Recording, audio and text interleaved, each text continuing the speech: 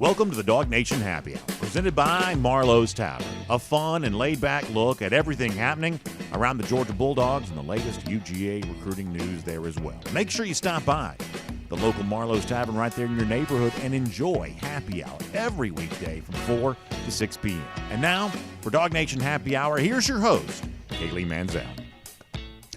Hello, Dog Nation, and welcome to another episode of the Dog Nation Happy Hour, brought to you by our friends at Marlowe's Tavern. As always, I'm your self-acclaimed happy hour expert, Kaylee Mansell, and today's show brings a very anticipated arrival. We're going to have Mike Griffith on today, and Connor Riley coming back from his Dog Nation Happy Hour suspension. He got banned from the bar for a week. Connor's back. Connor, do you have anything to say for yourself? I'm just here so I don't get fined. I love the unplugged version of Connor. This is going to be fun. That's a very, very respectable answer. Happy to have Connor back. The beef has been cleared.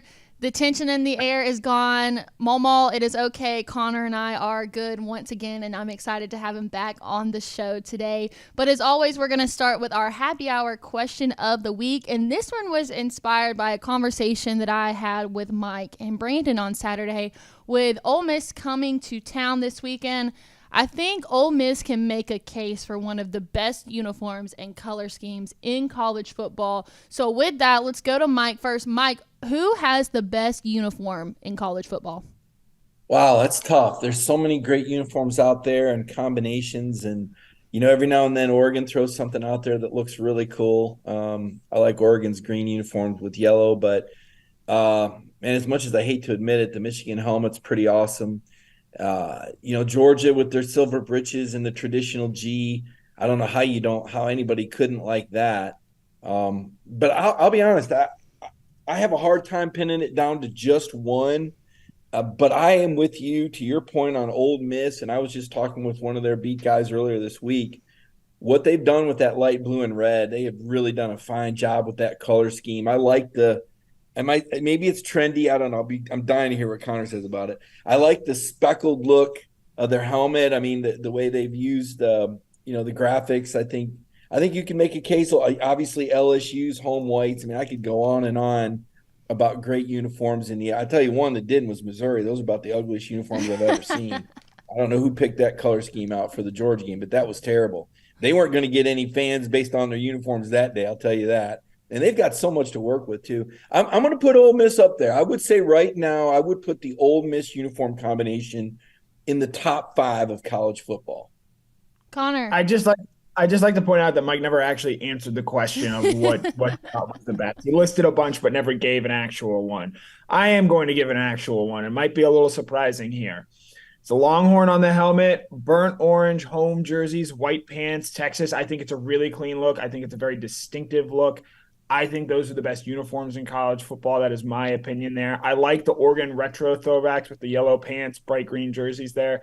But I like Texas's burnt orange as my favorite uniform in college football. Okay, I'm going to interject here. I got 2 words for you. You can go. You take your mind wherever you want. When it comes to that burnt orange, Taco Bell. What? I mean, Taco Bell is purple now. No, that's not what I'm talking about.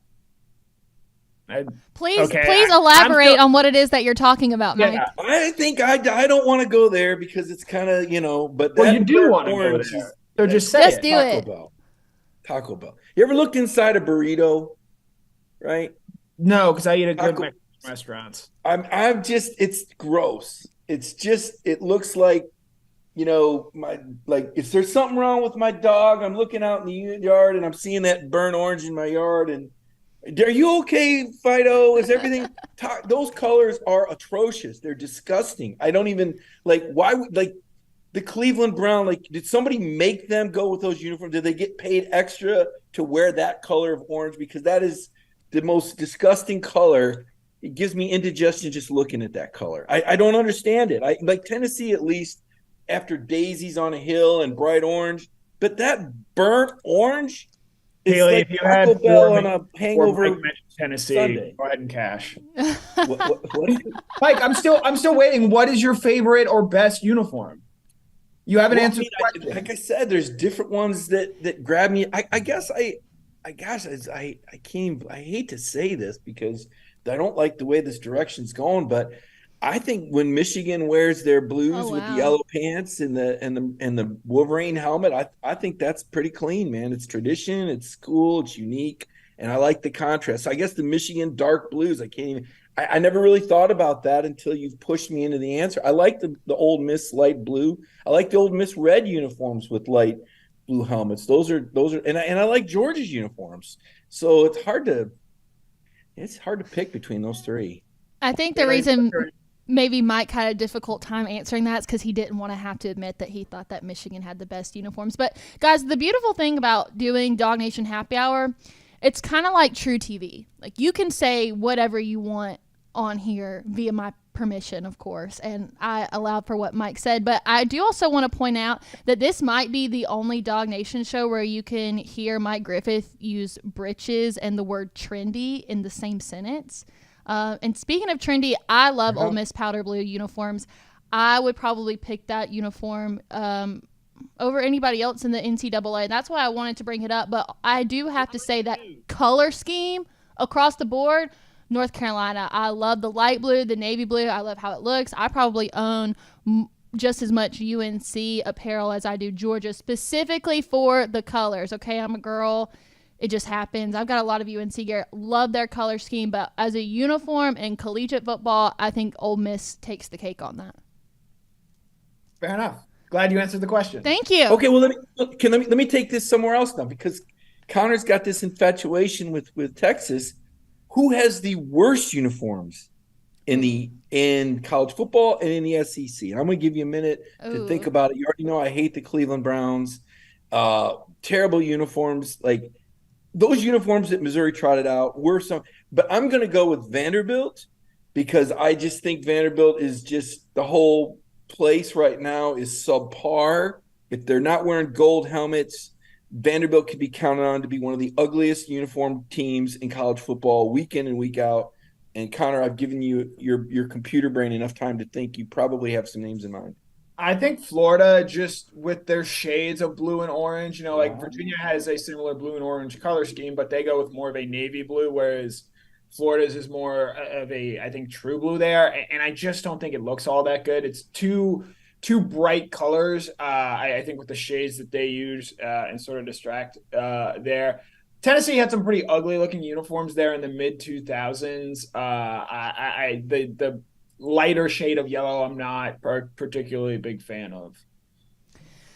What about you, Kaylee? This one's tough. I feel like I should be the expert on this subject. The two that come to mind off rip, number one would be Wyoming. Like, yellow and brown. If you ever see me wearing that shade of yellow and that shade of brown, tell me to go home and change clothes or go to the trunk of my car where I've got a few outfit changes, because you never know when things are going to happen. They just look dirty to me. And I think that Wyoming could do a lot better, but that color scheme is just hard to work with. And then I believe it's Florida A&M, I want to say, that's got the green and the orange, but they don't really do it how, like, Miami kind of incorporates theirs into it. There's just a lot going on. I think when it comes to a uniform, less is better. Now, obviously, some teams have a better color scheme to work with. Like, I agree with Mike. I think Georgia's color scheme is great. It's dominant. It's red. It's out there. It's powerful. But the green and orange is a little bit much for me, but I don't think it's necessarily as bad as Wyoming's yellow and brown. So Kaylee won't be going to Yellowstone anytime soon, I take it. All right, enough fashion talk. Well, I have loved that, and that is right up my alley. Let's talk some football. So let's go back to Missouri last week. I was very open how I felt about, I thought that Missouri would be the best team that we faced on this 3-game stretch of ranked opponents, and I don't want to say it was a pretty win, but it was good enough for me. I thought that the Dogs handled themselves really, really well. Missouri's got a really tricky offense. But my question to you guys, and we'll start with Connor here, do you think that's the best version of the Georgia Bulldogs that we have seen yet? No, I thought they played a lot better against Kentucky. I thought for stretches they played a lot better against Florida. But impressively, they came away with a win over what I agree with is a pretty good Missouri team. And I do think that Missouri is better than Ole Miss, and I think they're better than Tennessee, and I think we're going to see that this Saturday when those two teams meet. Georgia found a way to win. They played really well, I think, in the second half. Obviously, didn't punt the football on the offensive side of the ball. And I do think that while I understand why some people were maybe alarmed that Cody Schrader had the rushing day that he had for Missouri, I think a lot of that played into Georgia having a 2-score lead, feeling like their offense was good, and not really wanting to allow Missouri to have those explosive pass plays that get them back into the game quickly there. And so I'm not quite as concerned with the run game. Now, obviously, Ole Miss is a little bit of a different beast. They use Jackson Dart a good bit more in their run game there, along with having 2 fantastic backs in Quinshon Junkins and Ulysses Bentley IV. So I think this Ole Miss game is going to be an interesting test. But the one thing worth keeping in mind here with Ole Miss, they're one of the worst teams in the SEC when it comes to third down on both offense and defense. Horrible. Conversely, Georgia is the best team in the country on third down, especially when you factor in defense and offensive splits there. So I think that's going to be an area that really decides this game. But Ole Miss also leads the SEC in fourth down attempts. And so I think that this is going to be an interesting game where, Lane Kiffin understands that he's an underdog. There's going to be chances early in this game where he knows he's playing with 4 downs to get the 10 yards instead of the traditional 3 that you might see. And we've seen in times before that can maybe keep the game closer longer. But I think back to also Alabama Ole Miss last year, or I believe in 2021, where he was super aggressive to start that game. And they don't end up picking up those first downs. And it really just puts Ole Miss in a hole that was hard for them to get out of. So I think how Georgia does on third down, specifically defensively early in this game, and what kind of situations they put Ole Miss in, where if they get a couple 4th and 2s, 4th and 3s, and they like to go for it, Georgia stops them there, I think that could have a big tone and tenor on this game. So with that said, Mike, I want to extend the same question to you of do you think last week was the best version of Georgia that we've seen? If not, what game? But I also want to extend on what Connor was talking about with run game defense, because, Mike, you and I were sitting next to each other in the press box, and every time Cody Schrader would run the ball, we would just kind of look at each other like, man, they can't stop him, and we're going to face another really good running back in Quinshon Judkins this week for Ole Miss. So is that something to be concerned about coming into this game, Mike? Yeah, for sure. And I agree with Connor. I thought that the Kentucky game was far and away the most impressive. It was at the time, that was the 5-alarm fire. That was the undefeated team. That was the top 20 team. It was going to be a test. The very light schedule that Georgia played made us wonder what they would do when a real team showed up. And so far, the realest team that showed up is Missouri. Now, you can either say Missouri's doing really well and hats off to them, or you could say, well, then they haven't really played anybody, because Missouri is not a championship program. They're talented, they're good, but when the game was on the line, Missouri turned into Missouri and threw the ball to a Georgia player. Kind of like Vanderbilt being Vanderbilt. Well, Missouri's going to Missouri. And Georgia does not beat themselves. Kirby Smart's team, part of the reason for this 26-game win streak, they overwhelmed people with talent in 2021. They schemed some people up and had some timely step-up performances from a number of different stars in 2022. And this season's team has just kind of gotten better every week. So while I think that was a really good win for Georgia to have against Missouri, I think it was a wake-up call. Those guys had to look themselves in the mirror, like Kirby said, and realize they got beat up front by Missouri. Like, they got beat. Like, Georgia got pushed around in their own stadium at the line of scrimmage. Now, Kirby pointed out, you're going to lose a couple of snaps every game. You just don't win every snap. That's not how the SEC works, okay? It's not, some, video game. I mean, this is real life, and you're going to win some, you're going to lose some, and Georgia usually wins the majority. But against Missouri, they didn't. They got punched in the mouth. They got pushed around. They trailed more than once. They were exposed in different areas, and they had to have someone step up, and Nazir did that. And when you win those kind of games, I think that kind of feeds into the culture. It kind of adds a little bit more to the momentum when you can pull out a game that maybe you didn't necessarily play your best. Or, I don't want to say they stole one because it was at home and I expect them to win. But by the same token, I think that was a culture and a program win. It wasn't like, let's be honest. If you just put, neutral uniforms on both of those teams, you wouldn't know which one was the 2-time defending champion. They were that evenly matched at the line of scrimmage and in their level of play. Now, I know fans have a tendency to just watch their team and everything's better and the other team's terrible. But looking at that game objectively, those look like two very evenly matched teams. Now for this week, some inside the numbers. Connor is always really good with his metrics, and the third down numbers are absolutely huge. But one metric to keep in mind is that Ole Miss is the most explosive offense in the SEC in terms of number of plays over 15 yards. They don't often get to third down. They're scoring fast. They're going deep. This is going to be they're throwing big punches, right? They're not the team that's going to pepper you and work their way down. And Pete Golding's not the guy that's going to bend but don't break. Look, these guys are throwing haymakers. They're throwing downfield. Defensively, they're gambling because they don't have the sort of talent that Georgia does, and they don't have the talent that Missouri does on defense either. So they have to take chances. They will gamble.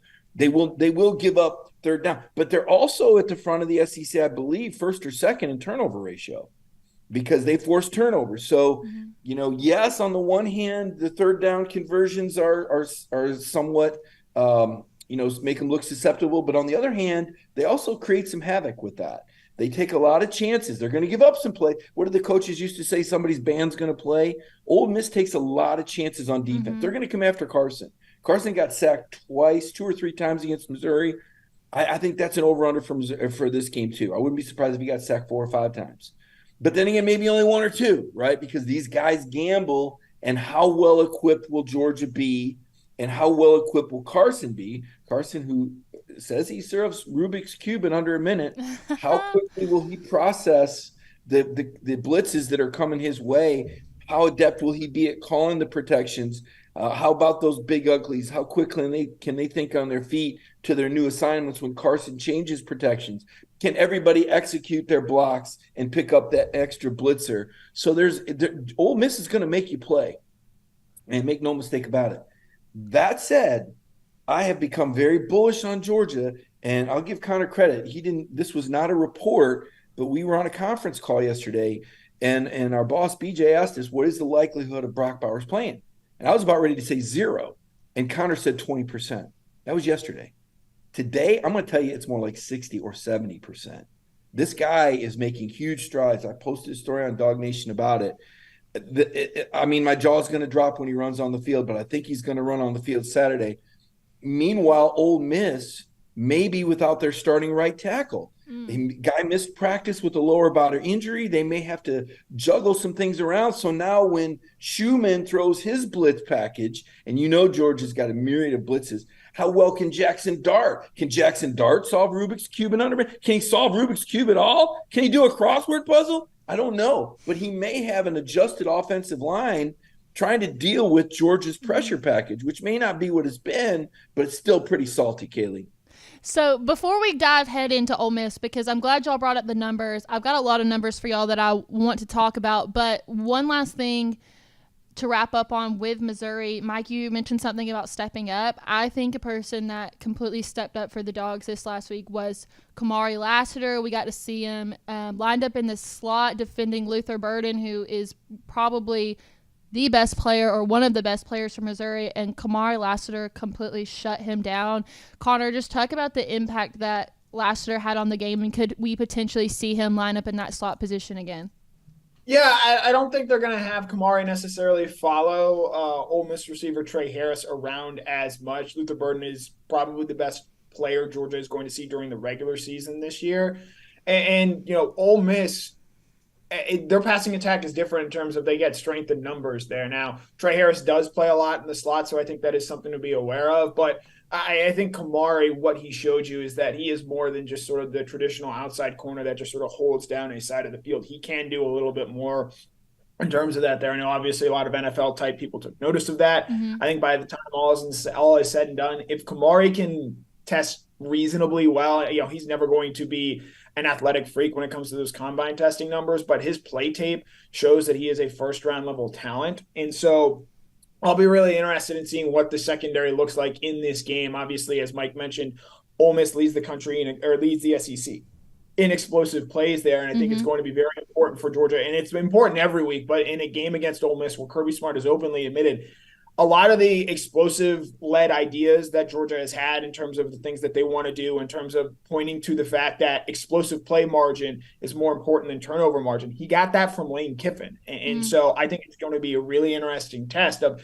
these are two teams that in recent years have built themselves on the idea that we're going to create explosive plays on offense and not give up explosive plays on defense. I believe last year Ole Miss was actually ahead of Georgia in explosive play margin there. And when you have guys like Kamari Lasser who are able to do a bunch of things like you saw last week against Luther Burden, that really helps in the explosive play aspect, because when it got late in the game for Missouri, they couldn't create those explosive plays and had to try and maneuver their way down the field and building 12 and 13-yard drives. You can maybe do that once, maybe twice in a game, but to get touchdowns out of those is just really, really difficult against this Georgia defense. And so they're going to, allow you to have those 3-4 yard plays at a time, knowing that if we don't give up explosive plays, we've got enough talent to sort of make stops when we need to. And I'm glad that Connor brought that up, Mike. That's something I wanted to talk about with you. Guys are talking about explosive plays. So Ole Miss currently sits at third in the FBS with 65 plays of 20 yards or more. We know that they are going to move the ball quick. I want to say they have 7 touchdowns this year scored in a minute or less. Mike, how does the Dogs defense slow down the tempo of the Ole Miss offense this week? By neutralizing the run game. Todd Monken kind of gave us a seminar on this. I know Connor was in the room with me when Monken talked about explosive plays right out of the gate. He shared some goals with us, and we asked him, well, how do you get explosive plays? And the answer is something called run pass conflict. And run pass conflict is when the defense doesn't know whether a run or a pass is coming. And you might say, well, isn't that every play? Well, no. Down and distance give the defense a really good clue. I mean, if it's 2nd and 10, they're probably throwing the ball. Right? If it's 2nd and 5, that's run pass conflict. Are they running it? Are they throwing it? So Ole Miss's ability to stay ahead of the chains and avoid those sacks and those negative plays, right? When Georgia tries to create the havoc, Dart's got to read it, pick it up, throw the ball away, live to play another play. You get sacked on 2nd and 17, no run pass conflict there. Okay. 3rd and 10, no run pass conflict. 2nd and 4, 2nd and 5. Okay. Run pass conflict. 3rd and 1, 3rd and 2, run pass conflict. This means the defense can't pin their ears back and go after you. Well, how do you get ahead of the chains? Well, but with balance. And it all starts with running the ball effectively. And how effective can Georgia be against Quinshon Judkins? And I've heard some Georgia fans, and listen, to be fair, if you don't cover the SEC league-wide, why would you know him? Okay, but if you do, then you say, oh my gosh, this is the guy who had more yards than any freshman running back in SEC history, going all the way back to Herschel Walker. If you're in the same breath, in the same sentence with Herschel Walker when it comes to anything running back or football related, that is rarefied air. You're talking about the best front. Now, that was last year. This year, he's getting warmed up, okay? Quinshon has had 3 straight 100-yard performances. Quinshon, by the way, owns a Mercedes that he bought from one of Nick Saban's dealerships with NIL money. This kid is a Rolls Royce. He may own a Mercedes, but he's a Rolls Royce. This is going to be the best running back that Georgia's going to see all year. Now, the offensive line injuries and how well they block, that's why that injury is big. Because if Ole Miss cannot run the ball, and Lane knows this, because him and Kirby, like you said, Kaylee, they compare notes.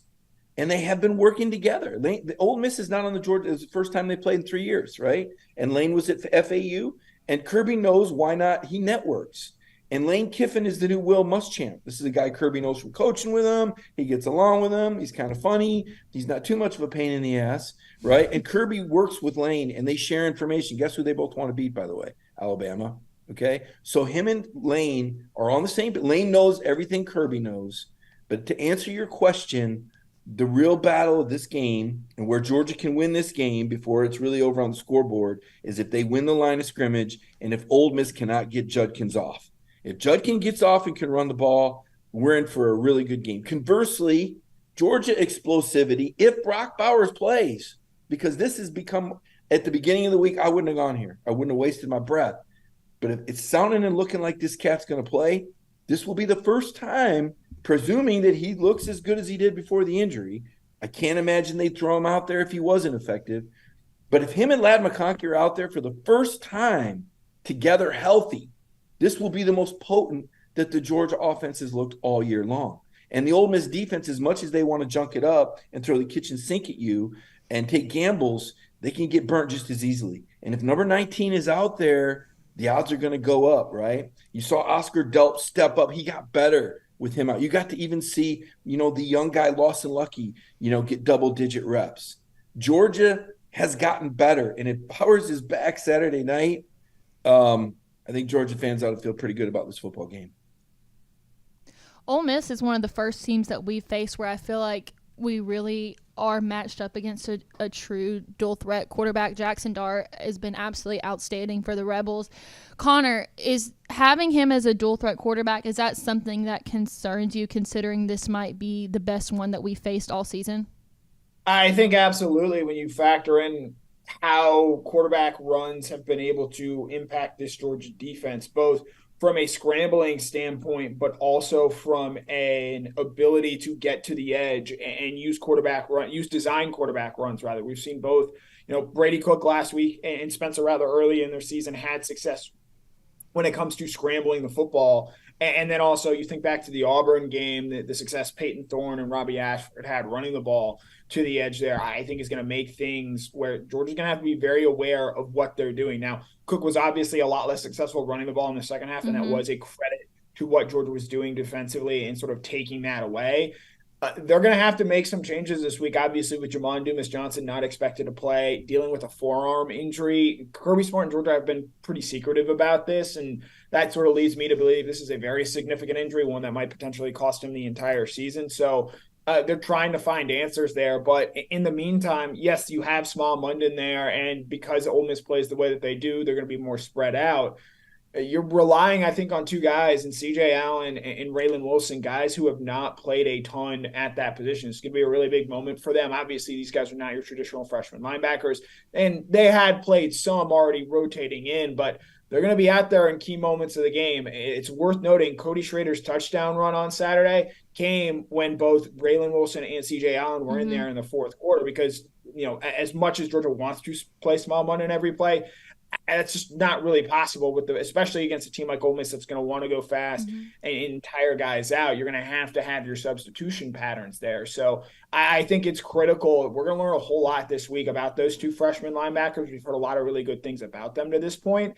You're going to learn just how good they are right away how Georgia goes about defending Jackson Dart with what he is able to do with obviously his arm, but his legs as well.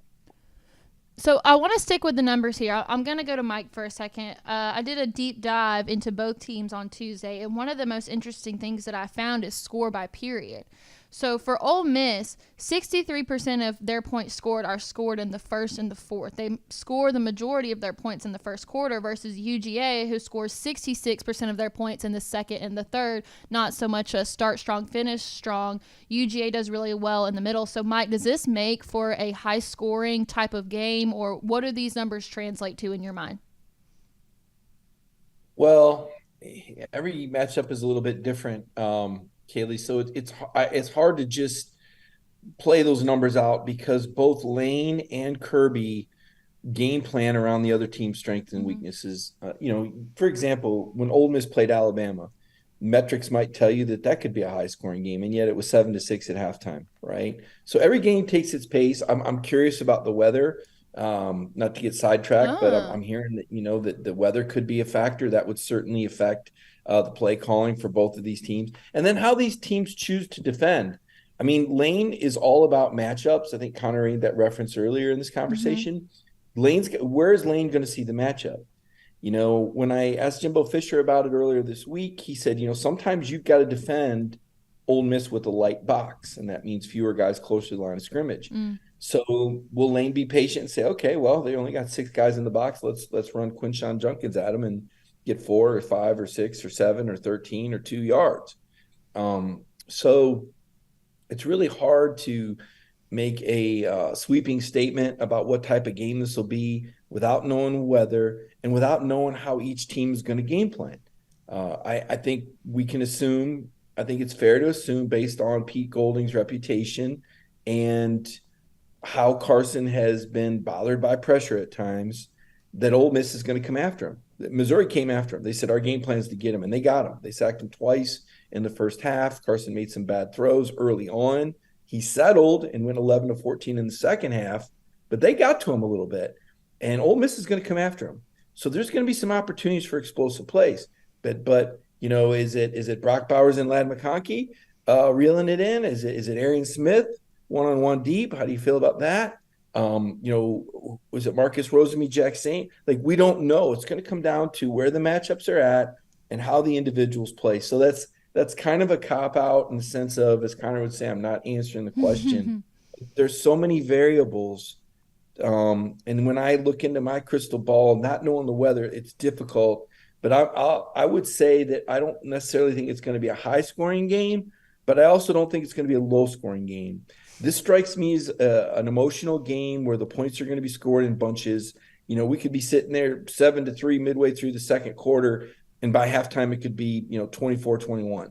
I just feel like it's going to be one of those games like a boxing match where everybody's jab, jab, jab, and then when they mix it up, they start both landing haymakers, and it's going to come down to which team's players step up bigger. And Carson Beck and Jackson Dart. Somebody's going to come out of this game a hero, and somebody's going to come out of this game a GOAT. So, Connor, based on what Mike said, I want you to put yourself in Lane Kiffin's shoes for a second. What matchups do you think would entice you the most? I think, again, we're going to see them try and target that freshman linebacker there. I also think, if they get a chance to go after Tyke Smith in coverage, I think that's something that they're going to want to do. Brandon Adams, I think, vocalized the way to describe Tyke Smith. He's great when he's coming to the ball, but when he's having to drop back in coverage, I do think that he is the weakest of Georgia's defensive backs out there. Now, it says quite a lot for that statement, I think, to be true. And Tyke Smith has still had a great season, and Georgia has found ways to accentuate his strengths in terms of what he's able to do. They took him off the field a little bit last week with some of the coverages that they were employing. He still led the team in tackles, and he had a big sack in that forced a Missouri field goal. So I think those are the areas there. I think you need this defensive line to play well. They're getting healthy there, and we sort of know what this defensive line is going forward. I think if you're a Georgia, partisan, what does Jalen Walker do in this game? He's got 2.5 sacks in his last 2 games there for Georgia. And I really think the interesting thing there with him, you continue to see him play more. 32 snaps played last week. That's the most he's ever played. And in Georgia, I think they're no longer just using him in a pass rushing facet there. He is a guy that has shown some run stopping ability chops. Now, again, they've said they want to ultimately envision him as an inside linebacker, but with how well he's playing of late, Georgia's going to need a big game out of him. And so while I think, to answer your original question, they're going to try and isolate guys and force guys like C.J. Allen and Raylan Wilson to think, because that's what happens when you have young players out there and they tend to struggle. They're overthinking things and they're just a little too revved up. And then can they find Tyke Smith in coverage and go after him? Maybe Dalen Everett there as well, because I think with what we saw last week from guys like Javon Bullard, Malachi Starks, and Kamari Lasser, those guys are more than capable of stepping up and making big plays in coverage. So there are some areas for this Ole Miss team to attack, but Georgia conversely has some areas they can throw things at Ole Miss on defense. So while we're on the subject of numbers, Mike, I want to come to you. So of Ole Miss's 4,310 total yards this season, 72%, which is 3,104 yards, have come from transfers. Does Ole Miss have the best group of transfer portal athletes? Right now, they brought in 25 in the offseason, have 48 transfers total. Did Lane Kiffin do it right, Mike? Yeah, I think so. You mentioned the transfers. You've got Trey Harris from Louisiana Tech and what he's done. Jordan Watkins is from Louisville. Dayton Wade originally started Western Kentucky, pre-scoring a Memphis transfer playing tight end. I mean, obviously Lane has done it through the portal, and this is modern era. I mean, it's not, going Deion Sanders crazy, but, Pete Golding basically, rebuilt this entire defense and they've got an edge. And, there's something to be said for that when it all works out, when guys are willing to be selfless and team first. It can work out. And obviously when you're winning, it's easier to do. And Ole Miss is 8-1. Now, remember last year they were 8-1 and I think they lost 4 out of their last 5. So when things go bad with a locker room full of transfers, the culture is not necessarily built to handle that adversity. But when things are going good, and we saw it at Colorado earlier this year. Colorado rode a wave earlier this year, and they were everybody's cup of tea. And now you just don't hear much about them anymore. They just kind of disappeared off the map. And because when things go bad and you don't have a good team culture, you don't know each other's why, and you don't have that camaraderie or that esprit de corps to fight for one another. Everybody starts looking out for themselves when things go bad. So, yes, to your question about talent acquisition, and you could make the case that Ole Miss got better transfer receivers than Georgia did. I think it's debatable. Based on what we've seen so far from Dominic Lovett and Ra Thomas. I know Georgia fans love them because they're their own, but if you're being honest with yourself, do you think they're as good as Jermaine Burton and Adonai Mitchell? I would say no. But they've performed well. They're part of a team. There's other star power guys in that Georgia locker room, like Ladd McConkey and like Brock Bowers, and we've seen Lovett get better every week, and he's a fighter and a tough guy. We've seen Ra continue to progress and work with Marcus Rosemy-Jackson at the X. So to your point, yes, obviously they're much more transfer heavy. Georgia's got 3 regulars. Transfers, Dominic, and Tyke, who came a couple years ago from West Virginia, whereas Ole Miss has had over 20 in just 1 year. Teams that are built very different. I think Georgia, it's worked well for them because they are getting the elite talent out of high school. Ole Miss can't get that elite talent out of high school. So this is how they have to do it with free agency and acquisition. I think you'll see Kirby get more aggressive with free agency. Remember, he tried to get Caleb Williams. He wanted Caleb Williams to be the starter in 2022. They couldn't beat USC for him. So it's not like Georgia hasn't tried to get guys out of the portal.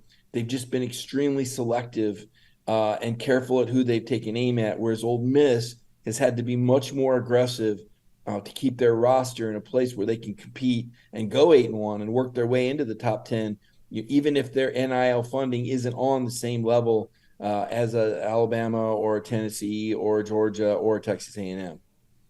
So, Connor, I think that Mike makes a really good point. Yes, the transfers that Ole Miss has brought in has helped them get to where they are. They're very consistent. But on the negative side of it, too, when things start going wrong, you point fingers. You're going to root for yourself at the end of the day. So, going off of what Mike said, do you think there's any other negative locker room side to the transfer portal that we really don't get to talk about that much? I mean, it's more, I think having to rely on the transfer portal might show where some of your holes are and some of the issues you might have. For example, LSU, they're a team that heavily went after defensive backs in this last portal. They got 4 defensive backs in from the transfer portal, and none of those guys really hit or have been able to play, whether it be injury or suspension there. And so they've had to, I think, change the way they call their defense and the way they play defense in a way to protect their defensive backs. And so when you have to do that, it compromises you from playing the way that you want to play. That's why I think Kirby preferably, again, he's going to sign between 25 and 30 prospects every year, knowing those guys are going to leave. You're going to have AD Mitchells who want to go, play closer to home in Texas, for example, guys like Bear Alexander who want to go out there and have a bigger role elsewhere. And so that you're going to have your own attrition there. I think the thing with Georgia is, and they know this roster very well, they know even before we start this transfer portal season, there are going to be areas where they have to go in and find guys that fit there. And look, not every player Georgia's taken out of the transfer portal has worked out. Arik Gilbert comes to mind there. There are plenty of recent examples where Georgia has brought those guys in, and it hasn't worked out. They haven't translated to being contributors on the field. Smoke Bowie comes to mind this past offseason as well there. And yet we never seem to really mention that when we're talking about Georgia because they've won so much. And so I think the biggest thing with this is so long as you're winning, you've got great culture. It's only when you start losing does this culture sort of come and start getting questioned. Alabama's won a lot and they've taken more transfers than Georgia have. It's just sort of the reality of college football now. And you even look at a team like Clemson who is averse to taking transfers. Now, I don't think that taking transfers would fix a lot of Clemson's problems, but what you do when you're just saying we're going to ignore this way to build the team roster is you open yourself up to criticism in that regard.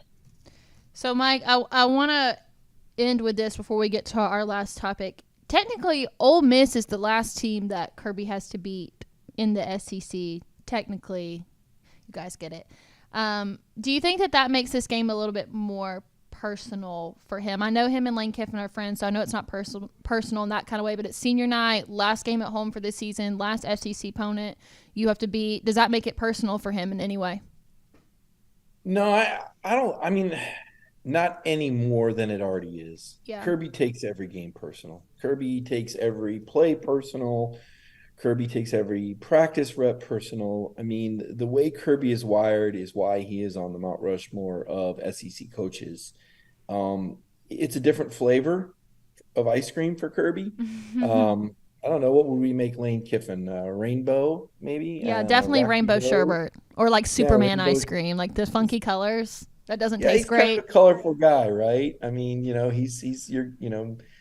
in for a treat with Lane Kiffin, but he might also upset your stomach. I mean, if you get too much of Lane, it'll definitely upset your stomach, and you'll be thinking about Texas Longhorn colors later. But the fact that he's got a friendship with Lane is interesting, and the fact that they compare notes and that they probably shared information. Let's be honest. I mean, Lane probably has some questions about defense, and Kirby's got some, and they worked together in Tuscaloosa for a couple of years. So there's a relationship there. I don't think Kirby thinks about things like we do in terms of, he's beaten every team but Ole Miss. I don't think that's kept him up at night. He probably never even occurred to him. When he became the winningest coach after 100 games in SEC football history, and we asked him about it at the press conference, he was truly caught off guard. He didn't have an answer prepared, and he joked that he had an easier schedule. I brought it up to him last week, and he quickly changed his approach to that and said, you said earlier this year you had, he goes, I guarantee you there's nothing easy about it. He rethought how he wanted to address being the winningest coach after, and good for Kirby. And Kirby can address it however he wants. Kirby is king in Athens, as we know. And our job as reporters to ask him questions and give Kirby a chance to answer and share that color and flavor. And, Connor and I have been on both ends of it, right? Kirby's taken our questions. Sometimes he's really good. And sometimes he's fired back at us, even and taking us out of context, just because he likes to do that sometimes. Because that's what he does to everybody. He's combative. So to answer your question, they're all personal. It's important, though, Kaylee, because it's history. Mm-hmm. And, somebody that's covered college football, over 30 years now, and 26 of it in the SEC.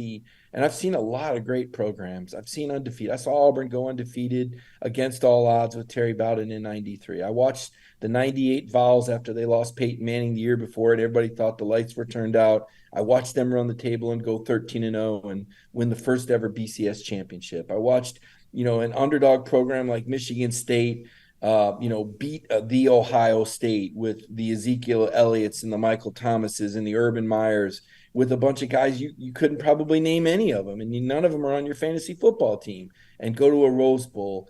So I've seen some fantastic. I was there for the Hail Mary between the hedges when Tennessee became the only team, top 25 team to beat Georgia in Sanford Stadium in the Kirby Smart tenure, and now we see Josh Dobbs, that same former high school star from Georgia, doing amazing things in the NFL as a back, coming from the backup ranks. And but this story of Georgia football winning 26 straight games, matching Miami for the second longest tenure, 21 consecutive streaks, ranked number one. Pete Carroll and USC have the longest streak at 32. But matching 2015-16 Bama with 26 straight wins. Only, I believe, there's a 78-80 Alabama and a 91-93 Alabama that won 28 in a row. But to do it now, I mean, no offense to Paul Bear Bryant or Gene Stallings, who I still talk with Coach Stallings. No offense to either one of those men. But to do it now in this era where there's a 4-team playoff and an SEC championship game and this free transfer. I mean, just think about this.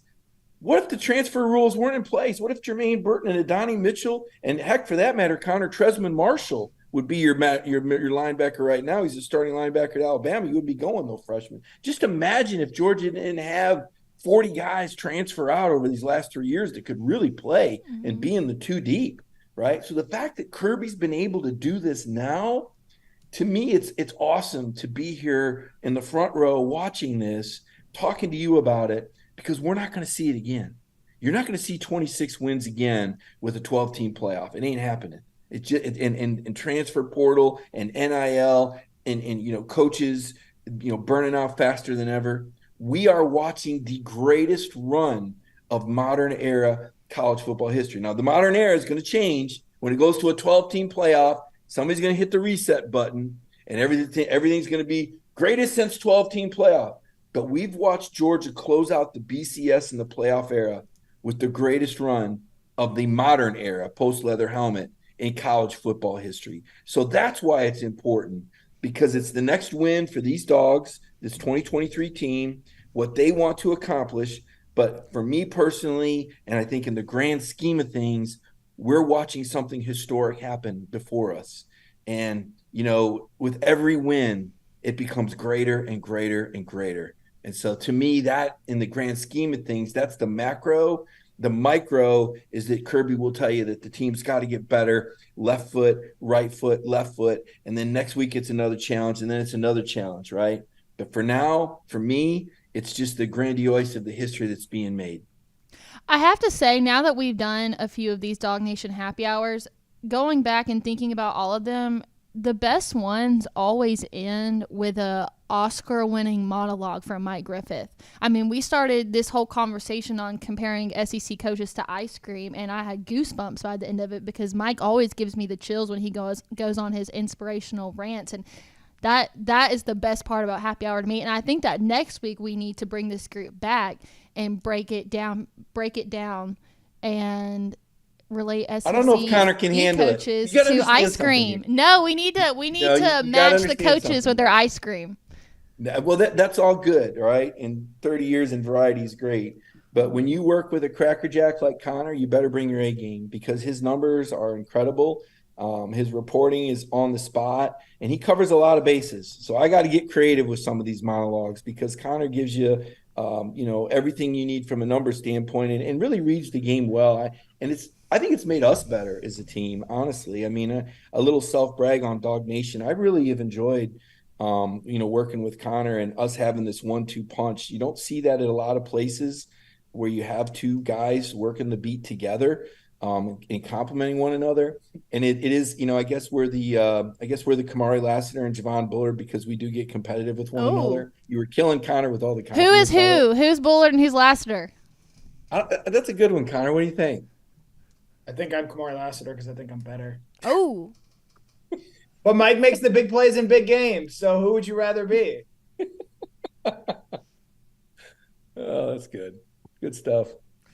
Okay, I try to give y'all something outside of Georgia football for the end. So lately it's been about Michigan, but I want to end on this, so we'll go to Connor first. A hot topic going on in college football right now is the James Madison University Dukes, who are undefeated. And because of transition rules, when you come from the FCS to the FBS, there's a 2-year period where you can't be bowl eligible. But now the Dukes have tried to appeal that to the NCAA and are trying to get approved so they can take their perfect season and maybe finish it out with a bowl game. Connor, let the Dukes play or no? I think James Madison should have written more Federalist Papers. That way to try and keep maybe, James Madison would have a little bit more respect there in terms of the way that they are viewed as an institution. Now, obviously, James Madison should be allowed to not just compete for a bowl game, but compete to win the Sun Belt. They're not eligible to win their conference title despite being undefeated, despite, succeeding in making the transition from FCS to FBS.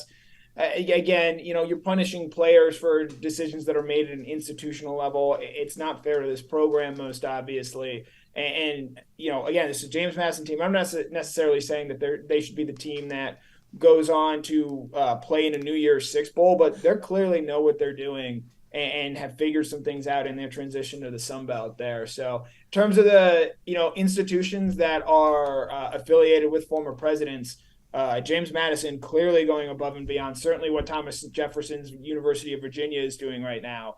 So I absolutely think they should be able to play in a bowl game, give the players that have worked so hard, that have put in so much hours for that university, a celebration of sorts. And again, this is unfortunately adults not making common sense decisions. I'm so sorry. I just laughed so hard at that my headphones had to come out. I didn't even hear half of what Connor said, but I didn't need to hear the second half. I resonate with the first half. Maybe if it was, the Alexander Hamilton University, I would go yes on that, because he did write 51 of the Federalist Papers, which was only supposed to be 25, split up amongst the three. Hamilton did most of the work, and James Madison ended up being his enemy by the end of it. And I know That's only that because John Jay got sick after writing 5. Yep. And look, as someone who's ever worked on a group project knows, you do your job. You don't feel the need to necessarily go above and beyond and make it all about you, as Alexander Hamilton famously did. Mm-hmm. I sympathize with James Madison and his role in the Federalist Papers there. Mike, before we wrap up, do you have anything that you want to add to that? I had a really good political science teacher for one class, and I really enjoyed it, and I managed to pull a 3 points. So I thought I would take another one, and it was something about the political inside of the American Revolution, and it was taught by a visiting professor from Cornell. I didn't make it through the third week. So taking that one political science class, I thought it would be easy. I don't know if we had to, color in certain colors, or maybe you have a lot of multiple choice tests, but the history of the American revolutionary politics scene did not mesh well. So, while you academians laugh and joke and toast your champagne, I have no earthly idea what James Madison did relative to Federalist Papers, nor do I care about their football team. Okay, well, I think that that about sums it up right there. Thanks, Mike, for that. Wait, Kaylee, I can explain why Mike feels the way that he does about James Madison. Please be my Mike, guest. You're going there. Mike, where's your degree from? Do you realize, Connor, that is the only November loss in the history of Tom Izzo and Breslin Arena? That is the only November home loss Michigan State has suffered, and it was to James Madison. Detective on the case. All right, guys, that was not exactly where I intended our show on going, but I'm glad that it went there. I hope everybody learned a little something today, not just about what's going to happen this weekend with Georgia and Ole Miss. I'm glad you guys got clarity on who's Kamari Lasser and who's the Javon Bullard of the Dog Nation staff. And then you got a little history lesson at the end. So, that really sums up what this happy hour is all about. But as always, the happy hour would not be here if it weren't for our friends at Marlowe's Tavern. Even though we only do Dog Nation happy hour once a week, sad face, you can attend a happy hour at Marlowe's any weekday from 4 to 6. So many cocktails, so many great apps for you to try. I actually have plans to go tonight, so maybe find me at your local Marlowe's. And so thank you for letting us be here and allowing us to do this show in your honor. I wouldn't want it any other way. Mike, Connor, thank you for joining me. Glad to have Connor back. I'm officially signing off my name on him to come back next week. You'll see it right there? Okay. And so, guys, thank you so much for joining me. We have got lots of stuff coming up this weekend on Dog Nation. Make sure you check out Mike and Connor's articles that they've written on the Dog Nation website. And then we're going to have the Dog Nation Game Day show for you starting at 5 o'clock on Saturday. It's going to be a big one. Don't miss it. And we'll see you right back here on the Dog Nation Happy Hour, brought to you by Marlowe's next Thursday. Be there.